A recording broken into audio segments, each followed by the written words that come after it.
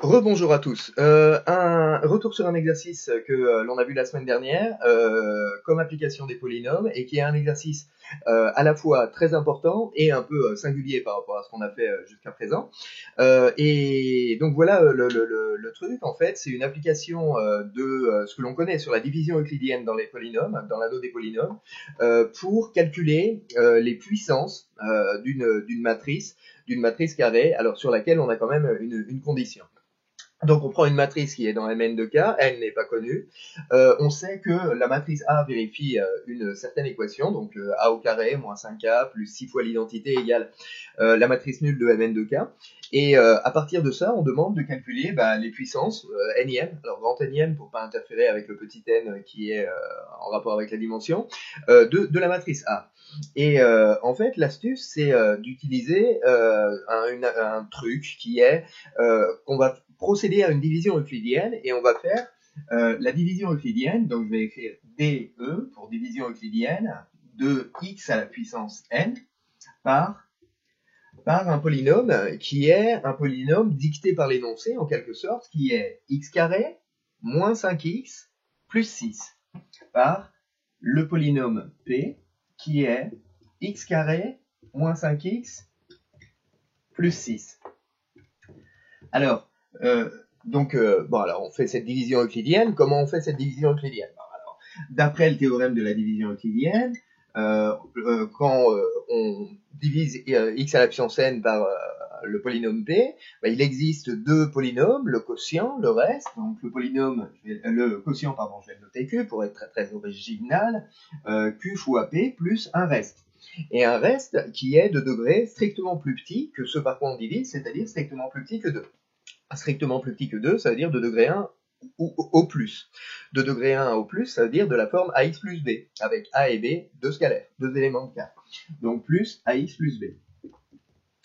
Et donc du coup, la question c'est, que valent a et b? Alors pour trouver ce que valent a et b, en fait, ce qu'on va faire, c'est que on va utiliser, et ça c'était une astuce alors de la semaine dernière, cette fois-ci, on va utiliser les racines du polynôme p. En effet, il se trouve que le polynôme p, il a deux racines qui sont 2 et 3, donc il se factorise sous la forme x-2, x-3.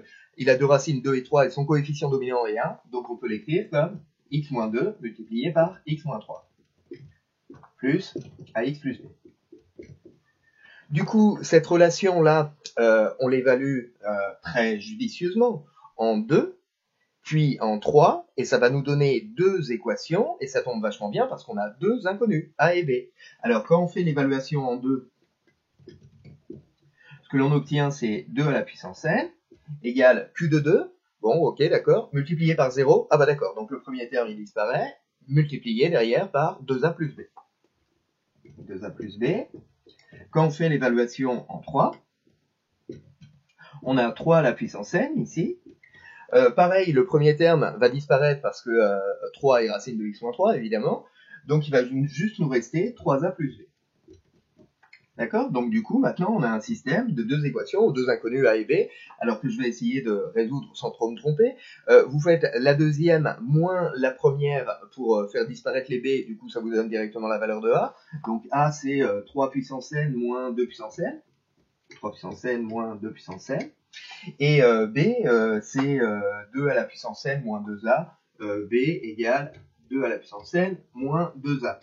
Et je vais juste pas le calculer ici parce qu'en fait c'est un peu long à écrire et que c'est pas le plus compliqué. Enfin je veux dire, vous êtes capable de multiplier a par 2, vous n'avez pas besoin de moi pour le faire. Le point clé c'est qu'arrivé à cet endroit, on a déterminé a et b. Ah oui d'accord, bon ouais super, la belle affaire. Alors ça veut dire quoi? Eh ben ça veut dire que maintenant, x à la puissance n, c'est donc égal à un certain quotient, qu'on n'a toujours pas déterminé, mais on s'en fiche, multiplié par le polynôme p, plus le reste, et le reste, donc, qui est 3 à la puissance n, moins 2 à la puissance n, fois x, plus 2 à la puissance n, moins 2a, qui est une constante. Et cette relation-là, en fait, c'est une relation où n'interviennent que des sommes, des produits, des multiplications par un scalaire. Donc c'est des opérations que vous avez le droit de faire quand vous travaillez avec des matrices. En clair, on va avoir le droit, d'une certaine manière, d'évaluer cette relation-là en x égale la matrice A. Donc ici, en fait, on va avoir A à la puissance n, qui est égal à Q de A, multiplié par P de A, plus 3 à la puissance n, moins 2 à la puissance n, fois A, 3 à la puissance n, moins 2 à la puissance n, fois A, plus 2 à la puissance n, moins 2A. Ah oui, sauf que si on écrit juste ça, bah c'est pas cohérent, parce qu'on a des matrices, et que 2 à la puissance n, moins 2A, c'est juste un scalaire. Donc 2 à la puissance n, moins 2A, multiplié par la matrice identité, multiplié par la matrice IN. Or, P de A, c'est quoi? Bah, P de A, c'est exactement ceci. A carré moins 5A plus 6 fois l'identité, puisque le polynôme P, c'est x carré moins 5x plus 6. Si vous vous servez de cette relation, si vous, entre guillemets, évaluez cette relation-là en A, alors ce que vous obtenez, c'est A carré moins 5A plus 6. Ah non, c'est pas cohérent, parce que vous avez des matrices et que 6 c'est un scalaire, donc plus 6 fois l'identité. Autrement dit, c'est ce qui est exactement là. Donc P de A est égal à 0, du coup, ce terme-là disparaît, et donc il vous reste A à la puissance n égale 3 à la puissance n moins 2 à la puissance n fois la matrice A, plus 2 à la puissance n moins 2A, multiplié par la matrice identité. Et c'est absolument magnifique, parce que du coup, à l'aide de ceci, on a calculé, on a déterminé complètement l'expression de A à la puissance n, c'est-à-dire qu'on a élevé A à la puissance n, pour tout n, en utilisant finalement le théorème de la division euclidienne dans K de x. Et donc voilà pour cet exemple d'application classique et important. Important pour cette année, important pour ce qu'il est, et important en prévision de ce que vous ferez l'an prochain en algèbre linéaire. Donc voilà pour ceci, et cette fois-ci, je vous souhaite un très bon dimanche ensoleillé. À bientôt.